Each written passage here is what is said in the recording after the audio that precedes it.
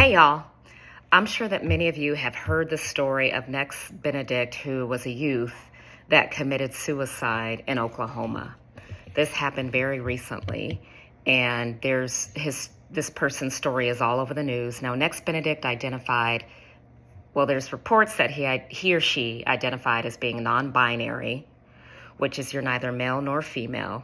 You're kind of just whatever you want to be. Or he or she identified as being transgender. Now, both of those constructs don't have any logic behind them. And that's one of the things that is really distressing, is that we are allowing our kids to make decisions about their gender when there's no logic behind it. It's really confusing. People try to understand what to call people, how to relate to people.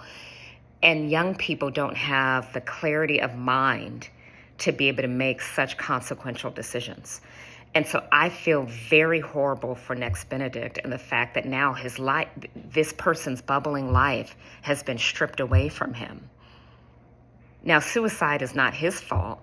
Suicide is the fault of the parents and the community that surrounded this individual and raised him or her. Suicide is the fault of the parents that basically abdicated their duties as parents and allowed a young person who can't vote, a young person who cannot purchase cigarettes, cannot purchase alcohol, cannot drive a car, to decide a decision as consequential as whether or not he or she wanted to be male, female, or something in the very middle of that with no definition. And so we need to stop murdering our own children. Right? This is not the children making decisions because, again, they don't have the power, the agency, or the sound of mind. Well, you're giving them the agency, but they don't have the sound of mind to make the right decisions when they are teenagers or even younger.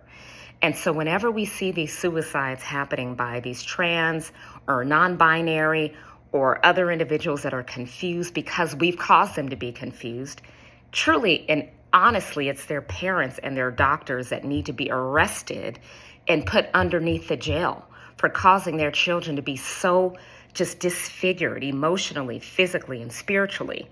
And so until we start advocating for young people in the way that we should and fighting against the confusion, there are going to be more Nexes. Tomorrow, there will be the next Nex. The day after that, there will be the next Nex. And so when are you going to start speaking up and using your voice at local elected conversations, at the state legislative offices to say this confusion needs to come to an end?